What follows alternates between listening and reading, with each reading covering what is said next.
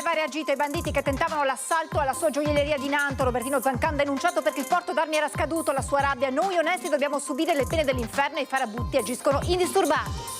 75 coltellate, non per crudeltà ma per inesperienza. Polemiche dopo le motivazioni della sentenza dell'ergastolo a Turetta e l'esclusione dell'aggravante. Lo sfogo della sorella di Giulia crea un precedente. La Cassazione mette la parola fine dopo 10 anni al processo per il crack Banca Popolare di Vicenza. Pene ridotte a Gianni Zonin. Il senatore Zanettin, amarezza, colpa anche della politica. Dopo le immagini di ragazzi che si muovono pericolosamente sulle arcate sotto il Ponte Nuovo, nuovo video shock di un gruppetto di giovanissimi che sfidano l'altezza camminando sui tetti di Bassano.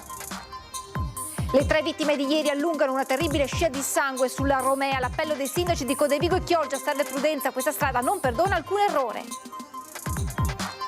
Nella scuola Anna Franchi di Altavilla Vicentina ha piantato un albero in memoria della bimba di 10 anni travolta e uccisa da un SUV. Alla commovente cerimonia anche i genitori straziati dal dolore. In attesa della decisione della consulta sul terzo mandato e il destino di Zaia Ring, la capogruppo del PD in regione rilancia l'ipotesi candidatura a presidente della dottoressa Viola. Sorpresa Vannacci, il nostro sondaggio lo incorona vice di Salvini. Saranno gli allievi attori e attrici del terzo anno dell'Accademia Teatrale Carlo Goldoni del Teatro Stabile del Veneto a rappresentare la Passione di Cristo in vista delle festività pasquali. 2 gli spettacoli alla chiesa di Santa Caterina di Padova. Edizione regionale dei telegiornali di Antenna 3, buonasera e ben ritrovati. In primo piano la cronaca con la Procura di Vicenza che ha denunciato Robertino Zancan a seguito dell'uso di una pistola impiegata dall'imprenditore orafo di Nanto per sventare l'assalto dei rapinatori al cavo della sua ditta. Il regolare porto d'armi risulterebbe scaduto. Denunciato per detenzione illegale d'armi. È l'ultima tegola piombata addosso a Robertino Zancan, l'imprenditore orafo di Nanto, vittima la notte del 2 aprile scorso di un assalto alla sua azienda da parte di un comando composto da 10 criminali.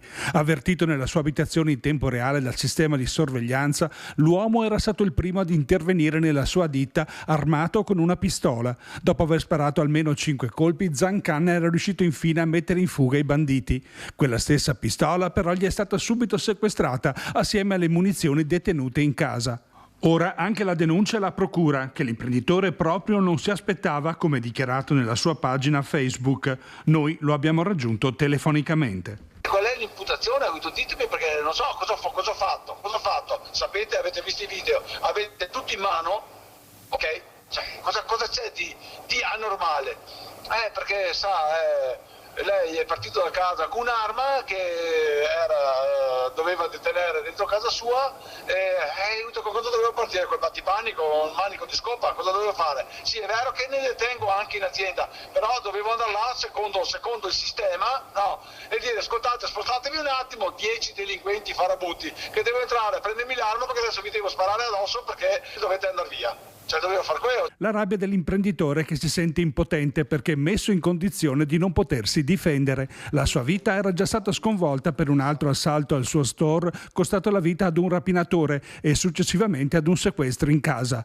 Uno stillicidio che lo sta tormentando da anni. Oltre ad avermi tolto la libertà, i sentimenti, perché non ne ho neanche più, perché ormai non distingo più la paura dalla felicità o lì contrario. Santo Dio, adesso ti tolgono anche la dignità. Difendere 60 posti di lavoro, perché se questi qua entravano dal tutto mi distruggevano tutto. Questa volta però l'imprenditore annuncia di non volersi arrendere. Considera la denuncia di detenzione illegale d'armi un provvedimento per reati assoggettati solo ai delinquenti, scrive nel suo post. Io intendo procedere che adesso chiedo il porto d'armi a uso personale come ho sempre avuto, perché l'arma me la devono restituire, perché è un mio diritto essere armato con tutto quello che mi è successo. Le guardie del corpo non le voglio, perché voglio ancora continuare a fare la mia vita da libero. Non sto zitto, non è che non sto fermo, io scateno l'inferno perché non è possibile una roba del genere. Mi impunterò fino in fondo e andrò fino in fondo perché è un'ingiustizia.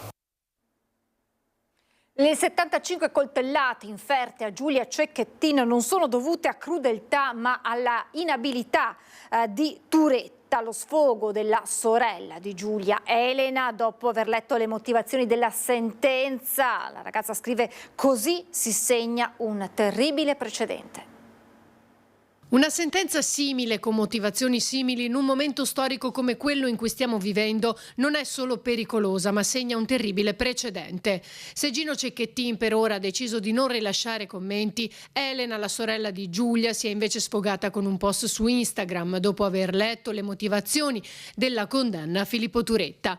143 pagine in cui, tra il resto, si definisce il numero delle coltellate inferte a Giulia, 75, non dovuto dalla crudeltà, ma dall'inabilità e inesperienza dell'imputato. Parole che pesano come macigni per Elena, che scrive ancora: sapete cosa ha ucciso mia sorella? Non solo una mano violenta, ma la giustificazione e menefreghismo per gli stadi di violenza che anticipano il femminicidio. Motivazioni definite vergognose dal vice premier Salvini. Imbarazzante e vergognoso.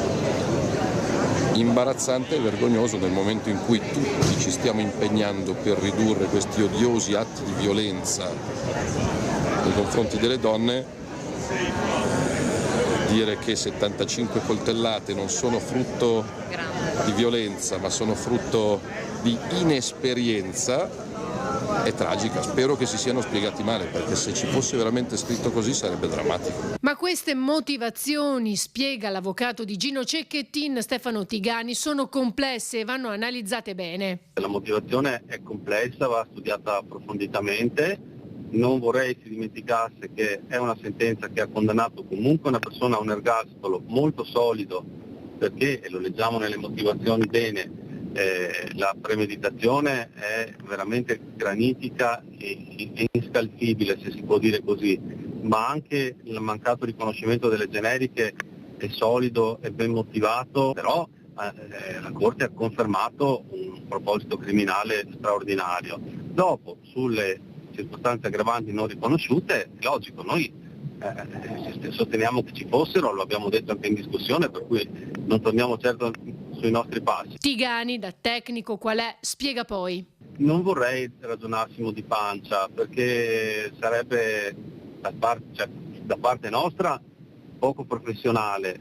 Siccome noi siamo dei professionisti, restiamo sul tecnico. Il fatto che l'aggravante della crudeltà possa essere giustificato da 75 coltellate non esiste, nel senso che la giurisprudenza richiede comunque di più, o meglio, non è scontato che un numero spropositato di coltellate sia considerabile come aggravante di crudeltà. Noi riteniamo che però non ci fosse solo questo elemento, cioè noi riteniamo non c'era solo questo elemento per consentirne il riconoscimento, e su questo andremo certamente avanti. Ci sono dei giorni adesso che ci separano da un'eventuale impugnazione e avremo bisogno di vederci, ma lo faremo a breve, anche il cugino, i familiari, poi c'è la questione anche della nonna che non c'è più, quindi sono questioni oltre che di merito anche tecniche che dovremo approfondire. Si è conclusa sul piano penale dopo 10 anni la vicenda processuale per il crack della Banca Popolare di Vicenza. Gianni Zonin è stato condannato in via definitiva a 3 anni e 5 mesi di reclusione. Dopo 10 anni è stata messa dalla Cassazione la parola fine al maxi processo sul crack della Banca Popolare di Vicenza.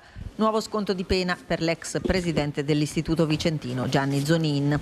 Zonin ha ottenuto un ulteriore sconto di pena rispetto al processo d'appello, dove era stato condannato a 3 anni e 11 mesi e dimezzata rispetto a quella di primo grado. La pena definitiva è dunque di 3 anni e 5 mesi. Per gli altri imputati altri sconti, stessa pena dell'ex presidente all'ex vice DG Andrea Piazzetta, riduzione di 108 giorni anche per la condanna all'altro ex vice DG Emanuele Giustini. Per Paolo Marin, altro ex vice della Popolare, lo sconto di pena dovrà essere calcolato dalla Corte d'Appello limitatamente a uno dei capi di imputazione per non aver commesso il fatto. Da rifare in appello infine il processo del dirigente Massimiliano Pellegrini, per cui è stato disposto l'annullamento della sentenza d'appello. Gli imputati a vario titolo erano accusati di aggiotaggio, ostacolo agli organismi di vigilanza e falso in prospetto. A commentare la vicenda il senatore vicentino e presidente della Commissione parlamentare d'inchiesta sul sistema bancario, finanziario e assicurativo, Pierantonio Zanettin. È una pena tutto sommato mite. Se pensiamo che, per esempio, Callisto Tanzi, per il crack Parmalat, fu condannato ad oltre 17 anni di reclusione. Probabilmente i giudici hanno ritenuto che il crack fu dovuto non solo alla mala gestio degli amministratori, ma anche da altre concause di sistema, inclusi gli errori della politica e delle autorità di vigilanza. È una tesi che personalmente sostengo da molto tempo anche in sede parlamentare. Rimane infine l'amarezza per una ferita ancora aperta che ha segnato in modo tragico e forse irreversibile il nostro territorio. Qualche settimana fa vi avevamo mostrato le immagini di ragazzi che si muovono pericolosamente sulle arcate sotto il Ponte Nuovo a Bassano. Oggi un nuovo video sconvolgente, immortale un gruppetto di giovani che sfida l'altezza camminando sui tetti. No, guarda dove sei andato! Mamma, dove che lei sul camminile? È un video scioccante quello che vi stiamo mostrando. Si vedono chiaramente 4 ragazzi che camminano sopra i tetti dei palazzi che si trovano lungo la riva del Brenta, a 2 passi dal Ponte Vecchio a Bassano. Si muovono avanti e indietro, sprezzanti del grave pericolo che stanno correndo, girano intorno ai camini, saltano da una parte all'altra, sembrano giovanissimi, forse sono minorenni. Dal muro del terraglio sono saliti su quella Villa Liberty, hanno oltrepassato una specie di muro di ferro con le lance, hanno passato oltre, sono andati oltre quella terrazza là, poi sono saliti sul tetto di quella casa gialla per raggiungere poi la casa dei Bassano. Attorno a quei camini là hanno fatto non so cosa, perché a un certo momento non si vedevano più, poi li abbiamo visti a ritornare e hanno fatto lo stesso percorso e hanno raggiunto con difficoltà, perché saltare quella barriera di ferro non è stato facile, insomma, perché è alta, l'hanno fatta apposta perché non passi. Dal muro di Piazzale Terraglio i ragazzi hanno superato questo punto molto rischioso, vedete le lance in ferro, c'è pure del filo spinato. Un rischio enorme per questi ragazzi che una volta superato il parapetto non si sono fermati, hanno sfidato l'altezza passando da un tetto all'altro, una bravata che può costare davvero caro, magari soltanto per realizzare un video da postare sui social e ottenere qualche inutile like. Una bravata molto rischiosa, considerando che i ragazzi correvano sopra i tetti a circa 20 metri di altezza. Bravata da ragazzi, che dopo può succedere anche quello che non sei in programma. Una bravata rischiosa. Sì, è pericolosa. Un episodio che si va a sommare a quanto accade sotto il Ponte della Vittoria, sempre a Bassano, dove alcuni adolescenti sfidano la sorte riunendosi tra le arcate inferiori della struttura e sporgendosi dai piloni. Mode rischiose e davvero senza senso che possono arrivare a costare la vita. 6 incidenti mortali nel solo tratto del comune di Codevigo nel 2024, nel 2025 sono già 3. Il giorno dopo il tragico incidente lungo la Romea ha costato la vita a 3 persone. I sindaci di Codevigo e Chioggia lanciano un appello: serve prudenza, questa strada non perdona alcun errore. Paolo Tagliaferri, 68 anni, Pietro De Gidio, 67, Pasquale Spagnolo, 53. Sono 3 amici di Ferrara, le ultime vittime della strada statale 309 Romea. La loro vita si è spezzata qui alle 15 di martedì al chilometro 103, quando la loro auto, una Renault Scenic, si è scontrata contro un tir carico di legname condotto da un 54enne di Giavera del Montello, rimasto leggermente ferito. La Romea non perdona, ripete chi conosce questa strada, che in questo tratto nel comune di Codevigo, nei pressi di Rosara, è un lungo rettilineo. Sulle cause dell'ultimo tragico incidente la Procura di Padova ha aperto un fascicolo.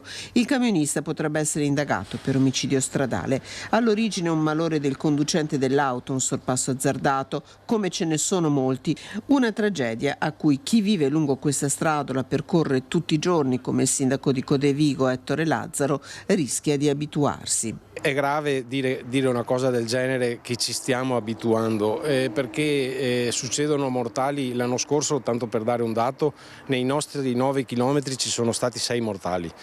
quest'anno partiamo con un primo incidente con 3 morti e questo è molto grave. Dicevo, l'abitudine è una cosa grave, fare abitudine su queste cose. Nel frattempo le amministrazioni senza sosta lavorano sulla messa in sicurezza. I 9 chilometri di Romedico De Vigo sono tagliati da 4 incroci.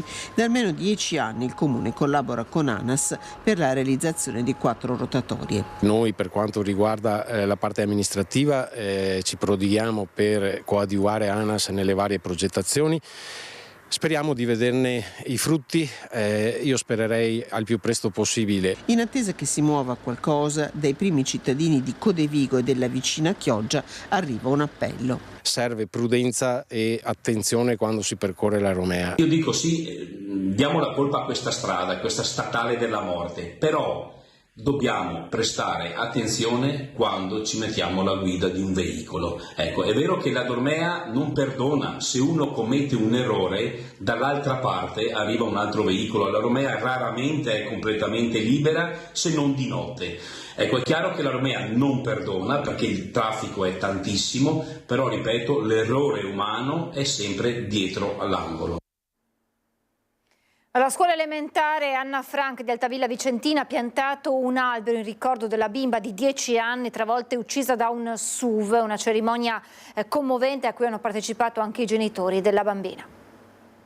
È una bambina che voleva cambiare il mondo, una bambina che voleva che il mondo venga a sapere di lei ed è stato così. Tante persone sono venute a sapere di lei, ma non nel modo in cui lo voleva lei. Ecco, il suo cuore continua a battere, è l'unica cosa che mi dà la forza di andare avanti. C'è tutta la disperazione di chi vive la sciagura di sopravvivere al proprio figlio. Nelle parole della mamma di Lea, la piccola di 10 anni che lo scorso 16 febbraio ha perso la vita dopo 3 giorni di agonia in ospedale, travolta e uccisa da un SUV guidato da un uomo ora ai domiciliari, mentre era a passeggio a Creazzo con il papà. La forza di andare avanti arriva dal cuore della piccola che continua a battere. La famiglia aveva deciso per la donazione degli organi. Un dolore che ci ha segnati per sempre. Una cosa che non si può descrivere. Proprio per come era Lea, era veramente un angelo sulla terra e non si meritava questa fine. Poi dico, io credo che venga fatta la giustizia, perché io perdonare una cosa così no, mai. E per quell'angelo oggi sulla terra a ricordarla sono in tanti ad Altavilla Vicentina, luogo in cui vive la famiglia che è di origini serbe. Compagni di classe, maestre, amministratori uniti nel dolore, nel ricordo di quel sorriso pieno di vita. Sarà l'albero di Lea, 2 ali e dei sassi in cui ogni bimbo scriverà una frase, il luogo dove gli amici potranno continuare a trovarla.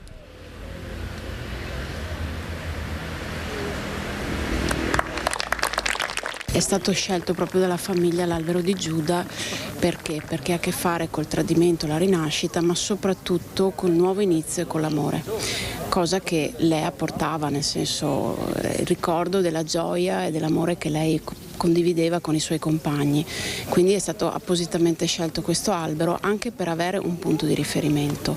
Tra l'altro è stato piantato lo stesso albero in Serbia, dove lei è sepolta.